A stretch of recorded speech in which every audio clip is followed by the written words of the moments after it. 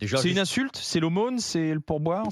non, mais c'est évidemment méprisant. Déjà, on rappelle que les généralistes, ça fait quand même des années qu'ils sont devenus des spécialistes. Donc là, cette espèce de différenciation qu'il y a entre les spécialistes d'organes et les généralistes n'a plus lieu d'être.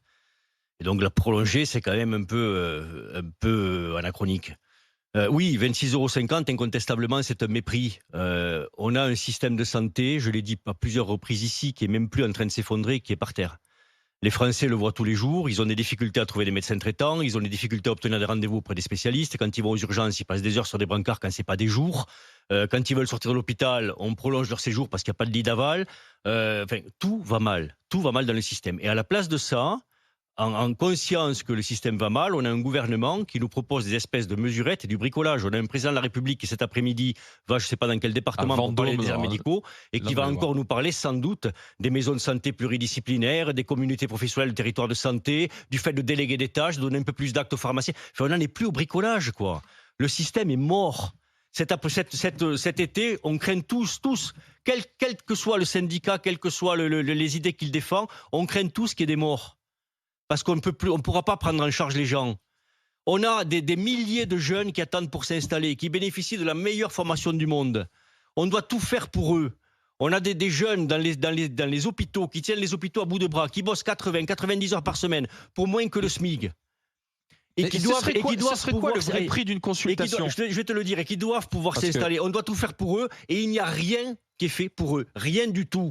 Rien du tout. À la place, on dit on va donner quelques actes à telle profession, telle à telle autre, et puis ça suffira bien. Non, le vrai prix de la consultation. Attends, avant que tu le donnes, en Allemagne, en Italie ou aux Pays-Bas, c'est entre 65 et 78 € la consultation. Quand on regarde ce qui se passe au Royaume-Uni, c'est entre 60 et 300 €. On parle généraliste, spécialiste, mais c'est gratuit dans le service public, la consultation au Royaume-Uni. Alors en France, le vrai prix de la consultation, ce serait combien? Le vrai prix de la consultation est d'attendre vers la moyenne européenne qui est au-dessus de 50 € aujourd'hui. Ça ne veut pas dire qu'il faut y passer tout de suite. Ça veut dire qu'il faut contractualiser avec l'État le fait de monter les tarifs jusqu'à arriver à cette moyenne pour rendre attractifs ces métiers et faire que les jeunes s'installent. Parce que seule la médecine libérale peut sauver l'hôpital public. Mais ça veut dire que seule la médecine libérale les deniers publics, s'il y aura un remboursement. Oui, c'est les deniers publics. C'est les Français qui rembourseront. Et je l'ai toujours dit ici, il faut regarder la santé sous l'angle de ce qu'elle rapporte à l'État en biens directs et indirects, et non que sous l'angle du coût. La santé rapporte plus qu'elle ne coûte.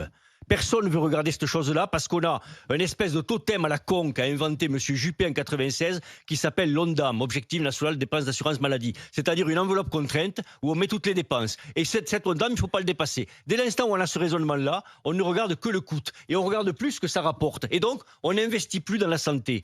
Il faut investir dans la médecine libérale, encore une fois, parce que nos hôpitaux sont en train de tomber les heures après les autres. Là, au moment où je vous parle...